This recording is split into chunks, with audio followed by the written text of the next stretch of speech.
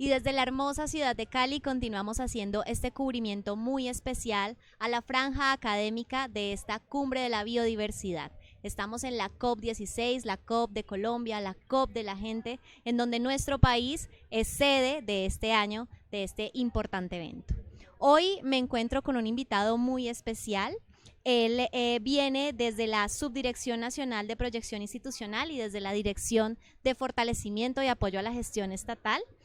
Su nombre es Jorge Mario Duque. Bienvenido, Jorge Mario, a este stand de la ESAP y, por supuesto, pues a este evento que ya hoy completamos casi el 9º día de la COP16. Bienvenido. Muchas gracias, Daniela, y buenas tardes para todas y todos. La verdad que es un gusto acompañarlos en esta bella ciudad de Cali. Realmente nos ha recibido el día maravilloso, soleado, y es un saludo y un muy grato estar acá acompañando no solo la apuesta de la Subdirección Nacional de Proyección Institucional de la SAP, sino también en generar todas las actividades que tienen programadas aquí la escuela en este stand. Claro que sí.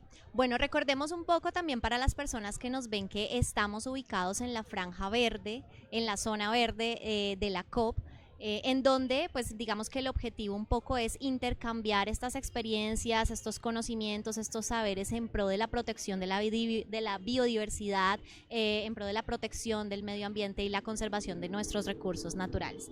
Y pues precisamente siguiendo como esta línea temática hoy, pues tenemos un conversatorio, una charla, una contextualización bien chévere que nos traes tú frente a este tema de las prácticas y costumbres de los pueblos ancestrales en relación con el cuidado ambiental y la protección de la biodiversidad.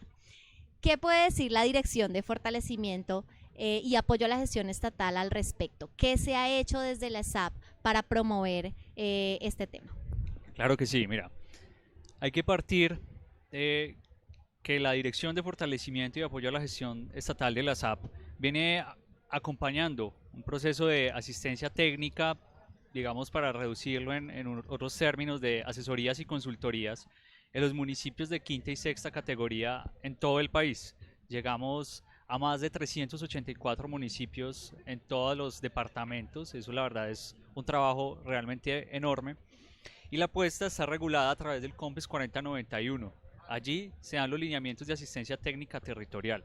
Lo que hace la SAP en particular y la Dirección de Fortalecimiento y el equipo de asistencia técnica es liderar procesos de acompañamiento a estas administraciones locales a través de 8 líneas temáticas.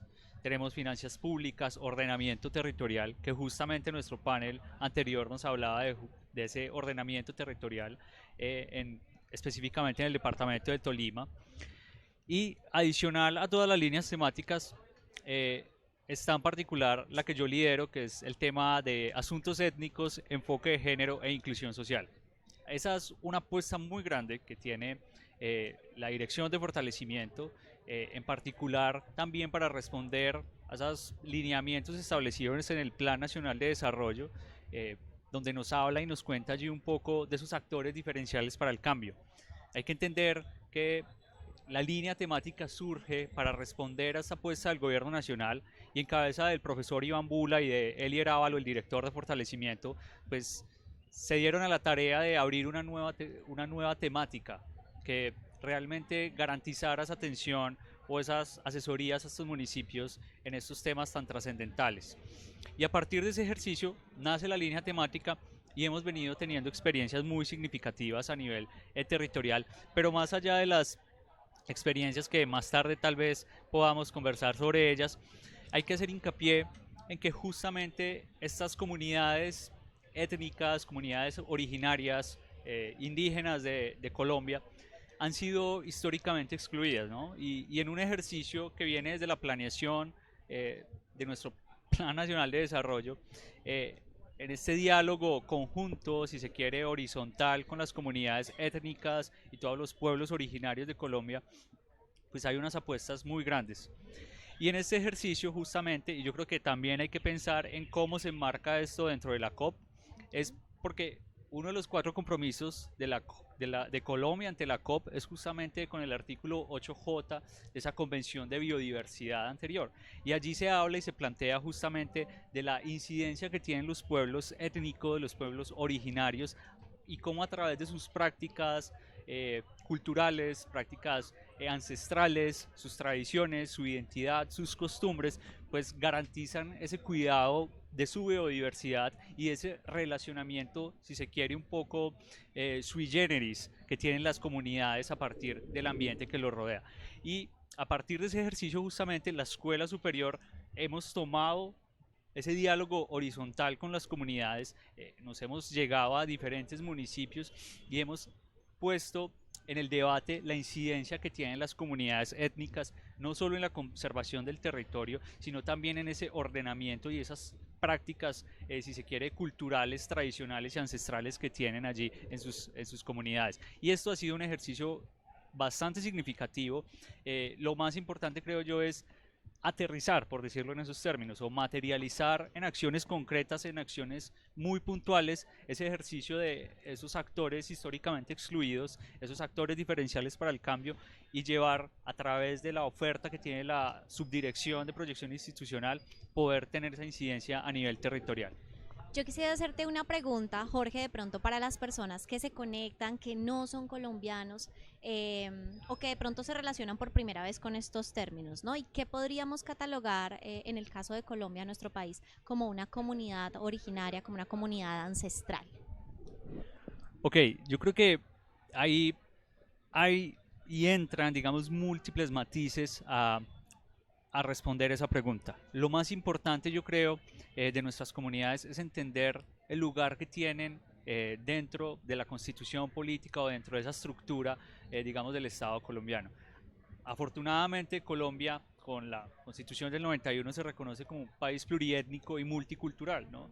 Se reconoce la existencia o preexistencia de estas comunidades que habitan los territorios, ¿cierto? Y que tienen diferentes cosmovisiones, que eso es muy importante. Yo creo que un poco el ejercicio que ha venido realizando la escuela superior y en particular la estrategia de asistencia técnica es no llegar, por decirlo así, a chocar, sino que ha llegado a construir con estas comunidades a partir de ese respeto del derecho propio, de su autonomía y de justamente sus cosmovisiones. Y parte de ahí puede uno decir que es una definición de esas comunidades, es, digamos, culturalmente su identidad, sus tradiciones están definidas a partir de ciertos elementos en común y prácticas que vienen desde muchos años atrás, y a partir de esas experiencias que ellos tienen, de esa relación con su entorno, de esa relación con el ambiente y con ellos mismos, crean comunidad a partir de sus prácticas e identidad cultural. Y digamos, en términos prácticos, esta definición, si se quiere, o estos elementos que hacen parte de las comunidades étnicas, es un ejercicio que es valioso destacar no solo en Colombia, sino a nivel latinoamericano por todas las tradiciones de pueblos originarios indígenas que hay en toda la región. Ok, sí, precisamente, justamente iba a abordar esa pregunta y es, estamos hablando exclusivamente entonces de pueblos indígenas, ¿sí? De origen indígena. Hay que hacer la claridad y gracias por la pregunta. Es muy importante tener en cuenta que en Colombia todas las comunidades étnicas reconocidas no solo son los pueblos indígenas, también hablamos de las comunidades negras, afrodescendientes, raizales y palenqueras, ¿no? Comunidades originarias de los pueblos y los territorios, y es muy importante porque ellos también tienen una incidencia fundamental, no solo en el ejercicio de nuestras asistencias técnicas, sino en esa forma de organización que tiene el Estado colombiano. Por ejemplo, las comunidades negras, afrodescendientes, tienen, digamos, una solidez muy potente a través de la Ley 70 del 91, en donde ellas se reconocen y se autorreconocen como una comunidad afrodescendiente, ¿no? Y esa identidad que ellos imprimen, ese, ¿cómo decirlo? Ese sentido de pertenencia justamente a su entorno es supremamente valioso y significativo. Y por ejemplo, para ponerte en cuestiones acá, es importante el rol que tienen ellos en el Pacífico y en el lugar en el que hoy justamente nos encontramos. Bueno, Jorge, desde tu experiencia, yo quisiera preguntarte cuál es esa relación que tejen las comunidades con la naturaleza, ¿sí? ¿Por qué es tan importante traerlo también a esta agenda de la COP? En el marco también del día temático que tenemos hoy, que es en paz con lo natural, ¿no? Con la naturaleza. ¿Cuál es la relación que pueden tejer? Sí, ahí hay varios ejercicios interesantes y yo creo que el gobierno nacional ha hecho una apuesta muy significativa, pues no solo en el Plan Nacional de Desarrollo, sino, digamos, pocos años atrás ya se han venido consolidando estrategias para no solo reconocer estas comunidades, sino reconocer ese cuidado de la naturaleza. Hablamos en particular, por ejemplo, de la sentencia de la Corte Constitucional 622, en donde se reconocen los derechos bioculturales. ¿Y qué es esto? ¿No? Yo creo que ahí es el ejercicio fundamental que nos permite no solo a la Escuela Superior de Administración Pública en esta, en su, digamos, en su perspectiva académica, sino también en este ejercicio de extensión a nivel territorial, y es entender que estos derechos bioculturales nos hablan de esa relación intrínseca que hay entre la cultura y la naturaleza, que no son elementos separados y dados aisladamente, sino que hacen parte de la constitución de los seres humanos y de los territorios que habitan. Y es importante reconocer los derechos bioculturales, nuevamente, que están defendidos en el Plan Nacional de Cultura que quedó actualizado últimamente, pero en esta sentencia 622 de 2016 de la Corte Constitucional, porque ahí, y es la apuesta un poco que hay que tratar de realizar, es dar ese un cambio de paradigma ontológico. Y escuchaba en uno de estos conversatorios que ha liderado la Escuela Superior en el marco de la COP, cómo la apuesta del gobierno nacional es ser, digamos, o presentar cambios paradigmáticos. Y aquí lo que queremos proponer en relación con las comunidades y pueblos originarios y el cuidado medioambiental de la biodiversidad es un cambio ontológico. ¿Y qué es esto de las ontologías, no?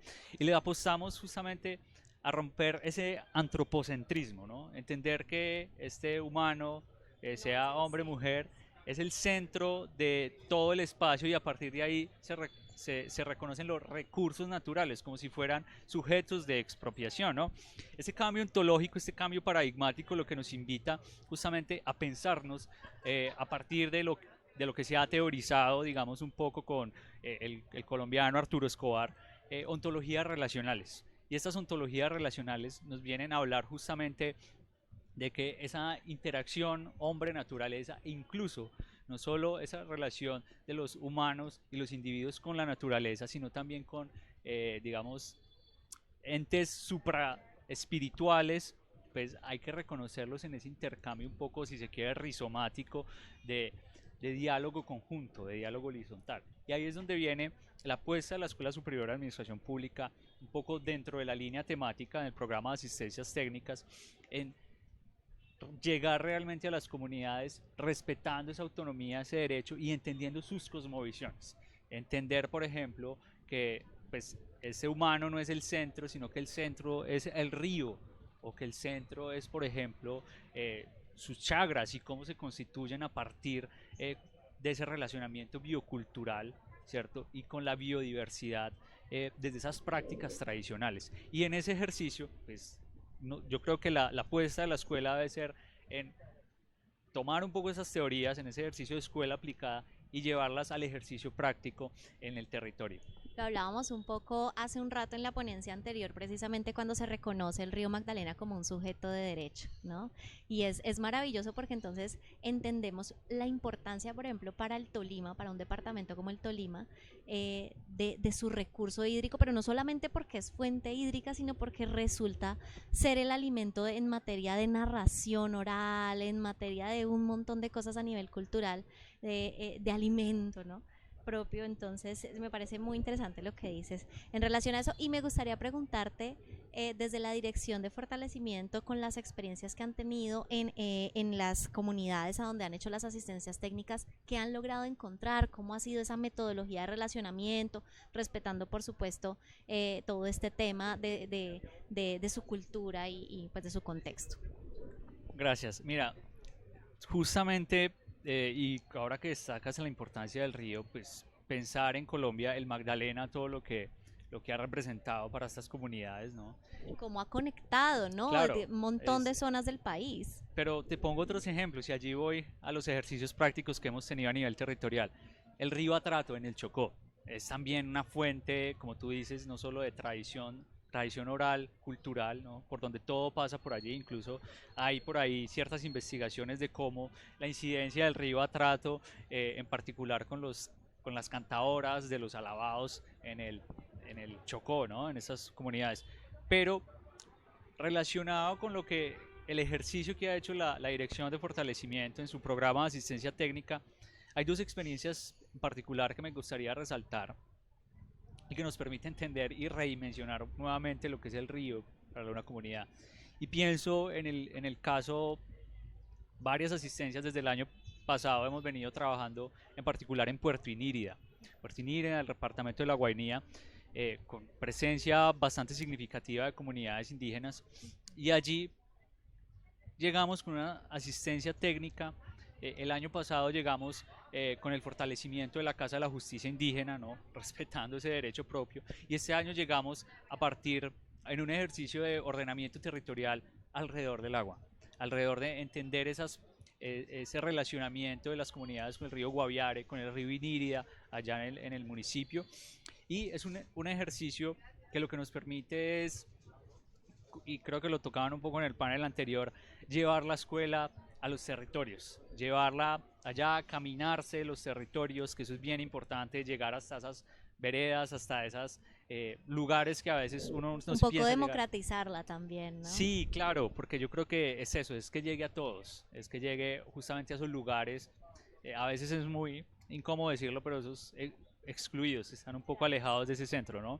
Y en Iniria llegamos con una asistencia que, a partir del diálogo con el cabildo indígena municipal, ¿cierto? Allá es muy interesante porque justamente quien lidera este cabildo es una mujer indígena, y precisamente la próxima semana nos dirigiremos a entregar en Puerto Inírida esta asistencia técnica para, digamos, beneficio de toda la comunidad, y allí se planteó justamente cuál es ese pensamiento que se tiene del territorio a partir del recurso hídrico en particular.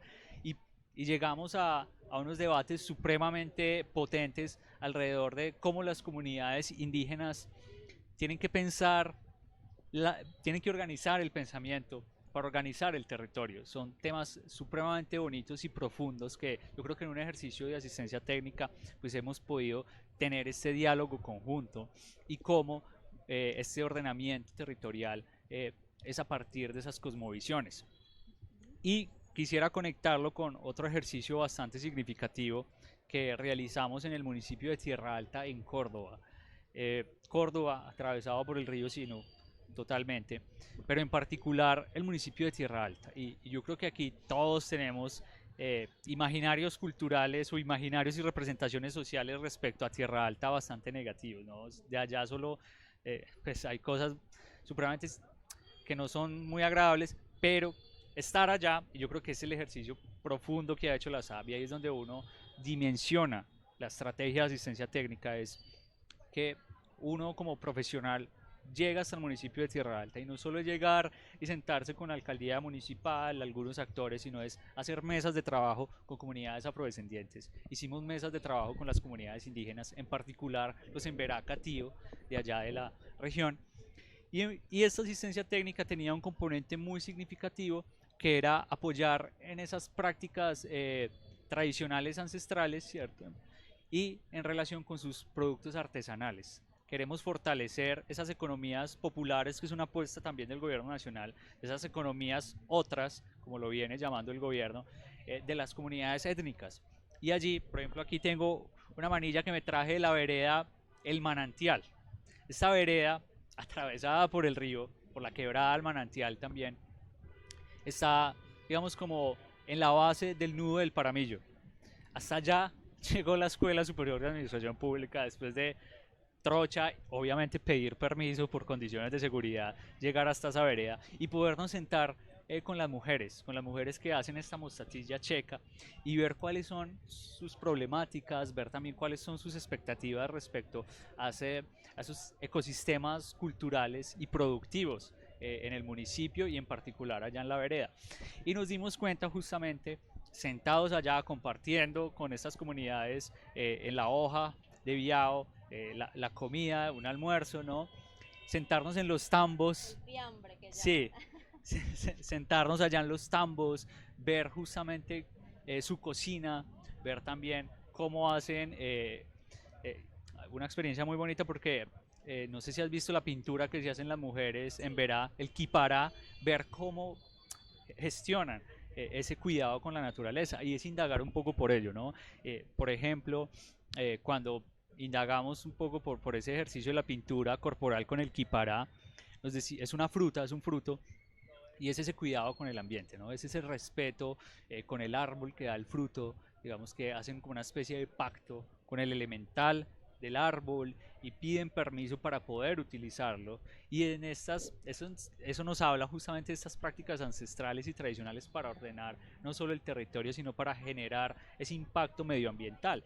Y lo que decía, allá justamente los tambos están organizados alrededor de la quebrada del manantial. El río vuelve a ser un elemento muy importante. Y allí es donde hablamos de ser río, ¿cierto? De lo que representa para estas comunidades ser río, lo que diría un poco el postestructuralismo francés es devenir río, empezar a sentirlo como una extensión no solo corporal, sino también una un ser extensión, exacto, un ser que siente, que vive y es una extensión de su mismo cuerpo. que cohabita también el espacio, ¿no? Muy interesante, Jorge, lo que mencionas, porque además, bueno, nos has contado, nos has abierto un panorama muy chévere de discusión alrededor, pues uno de democratizar el acceso al conocimiento, pero también de cómo la escuela se da la posibilidad de reconocer y de replantear lo que se enseña desde un contexto muy específico, ¿no? Con unas necesidades, porque muchas veces en materia de educación, pues pareciera que fuera muy compartimentalizado el conocimiento, muy estructurado y a veces como que en una burbuja, ¿no? Pero la posibilidad que nos está dando la Escuela Superior de Administración Pública de ir a través de esas asistencias técnicas a reconocer el territorio, a reconocer sus problemáticas, a vivir de pronto de primera mano lo que se tiene que pasar para habitar un territorio es pues bien chévere y creo que es algo que se debe destacar. Otra cosa que me parece interesante y que quisiera como que siguiéramos por ahí la conversación es esto que mencionas de empezar a entender el territorio también como un agente vivo, ¿cierto? Que no solamente es habitable, sino que también habita en las personas a partir de estas prácticas ancestrales, a partir de lo que hacen, de cómo viven y de su cultura finalmente. Y yo quisiera preguntarte, Jorge, de pronto en estos dos territorios, eh, si pudiéramos comentar un hallazgo que tú hayas dicho como fue significativo para el equipo de la ESA, y no solamente de pronto para la ESA, también de pronto para la comunidad en ese diálogo horizontal que lograron tener con la ESAP, algo que haya sido muy significativo y que ustedes hayan dicho como un momento, ajá, como un descubrimiento que hicieron en relación a cómo se teje ese cuidado y esas relaciones en el territorio. Muy interesante tu pregunta porque recuerdo en particular que, y yo creo que se conecta un poco con lo que vengo hablando y a veces pasa desapercibido, ¿no? Y no solo pues quisiera destacar el ejercicio de ir a territorio, a veces es poco complejo, ¿no? A veces lo que les decía, o sea, andar por trochas, por caminos de difícil acceso y estar allá en territorio, pero también es un aprendizaje. Y retomo tus palabras porque a veces no es solo sentarse y verlos ahí como, como se dice, como el buen salvaje, ¿no? Ellos están allá y uno está acá, no, sino que es realmente construir un diálogo horizontal. Pero a partir un poco del ejercicio práctico, con todo el equipo a nivel territorial, yo creo que ahí resaltaría algo muy significativo. Ahorita te mencioné que, por ejemplo, en Inírida, la cabeza del resguardo es una capitana, ¿no? Y justamente eso conecta con la experiencia en Tierra Alta y yo creo que en parte del territorio nacional y es algo que es muy significativo. Y cuando vuelvo a poner allá en el ejemplo, cuando nos sentamos en las chagras, reconocer la importancia de las mujeres. Las mujeres dentro de la comunidad étnica es increíble, o sea, sobredimensionada. Además, perdóname, meto la cucharada pequeñito y es que nosotros hemos crecido en una educación que ha sido narrada y estructurada también por hombres, ¿no? Entonces, cuando encontramos que en estos ejercicios de reconocimiento, de repente la educación más popular, más comunitaria, más veredal, la lideran las mujeres, es como, wow, ¿qué? No, es increíble porque pues, la línea temática es asuntos étnicos y enfoque de género, ¿no? Pero a veces abordamos temas étnicos, a veces solo abordamos temas de género.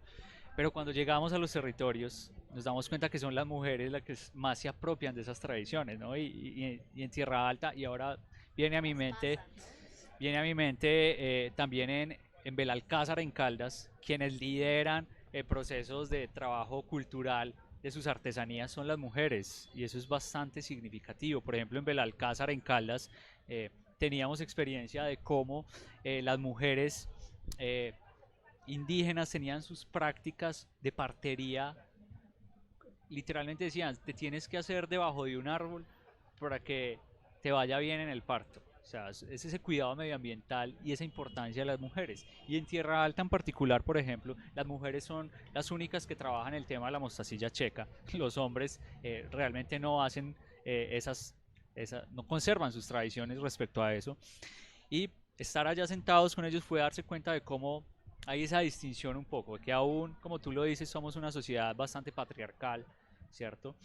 Y las mujeres tienen un rol importante en las sociedades y en las comunidades. Las mujeres, por ejemplo, en este caso allá en Tierra Alta, en Córdoba, son las que prepararon los alimentos y son las que se sientan con los niños. Ellas se sentaron, digamos, como aparte de los hombres, hombres occidentalizados como nosotros, se sentaron aparte y se sentaron con el niño, que es también esa idea del cuidado de la familia, de la comunidad, y allí llegamos a hablar, por ejemplo, de cómo las sabedoras, estas mujeres que son realmente, yo diría que es un matriarcado lo que se vive allá en estas comunidades y la verdad que es muy valioso, cómo estas mujeres pasan de generación en generación sus conocimientos, aprenden de su madre a tejer, aprenden de su madre a preparar el kipará, la pintura, aprenden de su madre muchas cosas y son ellas la cabeza más simbólica y visible dentro de su espacio, ¿no? Dentro de su entorno. Y, por ejemplo, hablamos de prácticas con ellos, que era lo que conocemos nosotros un poco los más occidentalizados como la época de los quinceañeros, ese tránsito que tienen las mujeres. Ellos también tienen una práctica que ahorita no recuerdo el nombre, pero era un ritual donde la niña se sitúa alrededor de las mujeres que hay en la comunidad, de su madre y de su abuela en particular, y ellas la instruyen en lo que le toca hacer ahora como mujer, como ese tránsito ahora a mujer pues mayor, y son experiencias la verdad que muy bonitas que lo chocan y lo confrontan a uno potentemente. Yo creo que el ejercicio más significativo también es transformarse uno a partir de ello, ¿no? A partir de esas experiencias y no simplemente llegar como se dice el extractivista en llegar y sacar cosas y venir y no sé qué, sino dejar ese aporte valioso al territorio. Y la verdad que dentro del ejercicio de asistencias técnicas hemos tratado de tener un diálogo armónico con las comunidades y es un ejercicio supremamente maravilloso a nivel territorial. Un diálogo, por supuesto, me imagino en doble vía, ¿no? Que ha permitido que de pronto las comunidades puedan obtener un beneficio en materia de mejora de repente de alguna práctica, pero también que la escuela se transforme desde dentro y entienda cómo debe evolucionar, ¿sí? Y hacer pronto también un relacionamiento distinto, una aproximación diferente con la gente. Bueno, ya para ir cerrando, eh, yo quisiera, pues hay mucha tela para cortar de lo que me cuentas, quedo muy antojada del tema, me parece que es muy interesante también este tema de la economía del cuidado liderada por las mujeres, sobre todo no solo desde las labores del cuidado de la familia, del hogar, de la casa, sino también en relación a la vida misma, a la naturaleza, ¿no? A cómo articulan el cuidado a que sea sostenible, ¿no? La vida como sostenimiento de la vida, ¿no? Como eje central. Y pues esa es la razón de ser de que estemos en este stand, de que estemos en este espacio, ¿no? De cómo estas comunidades y esta experiencia que ha tenido la SAP desde las asistencias técnicas, pues ha ido descubriendo de qué manera las comunidades pues logran hacer sostenible su habitar en el planeta, ¿no? Ya para ir cerrando, Jorge, me gustaría pues que nos dijeras de pronto, bueno, desde tu experiencia, ¿vale la pena seguir protegiendo, velando por conservar estos saberes ancestrales y tradicionales y cómo nosotros de pronto desde un entorno más urbano podríamos empezar a adoptar estos cuidados que sí se tienen muy claros de pronto desde las comunidades ancestrales? Correcto, sí, gracias Daniel. La verdad que el sentir es emocionante venir a hablar un poco de ello.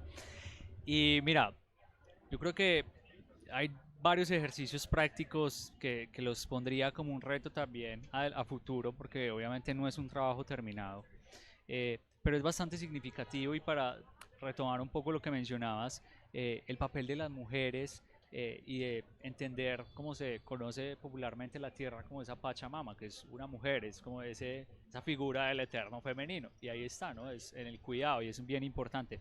Pero para y conectar un poco con lo que nos ocupa el día de hoy de estas prácticas, es bien importante tener en cuenta que estas comunidades, por ejemplo en Tierra Alta, municipio Pedet, ¿cierto? Como a través de sus prácticas culturales también hay una apuesta significativa a la paz, ¿cierto? Y cómo cambian o intentan resignificar el territorio, ¿cierto?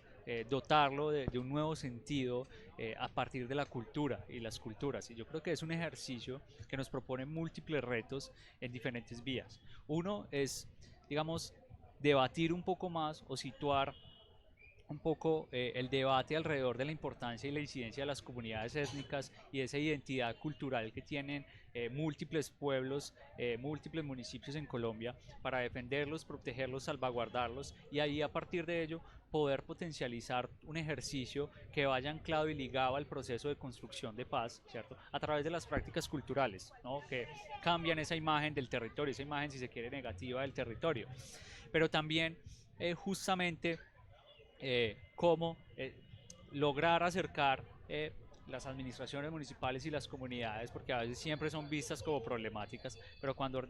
Como antagónicas, ¿no? Sí, Incluso. correcto, yo creo que es muy buen término.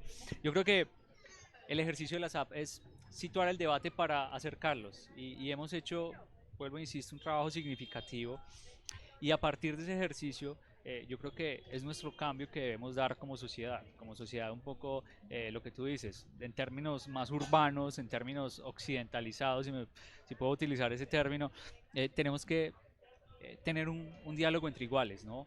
Nosotros le apostamos no solo dentro de la conformación, desde la conformación de la línea temática, sino también en nuestro trabajo práctico, a romper un poco esas discusiones que se vienen dando dentro de las teorías culturales, culturalistas, dentro de los estudios culturales, y es había una apuesta en Colombia y todavía existe la apuesta en Colombia por el multiculturalismo, pero lo que hace el multiculturalismo simplemente y las críticas que surgieron es reconozco que eres diferente, pero ya, o sea, simplemente reconozco la diversidad.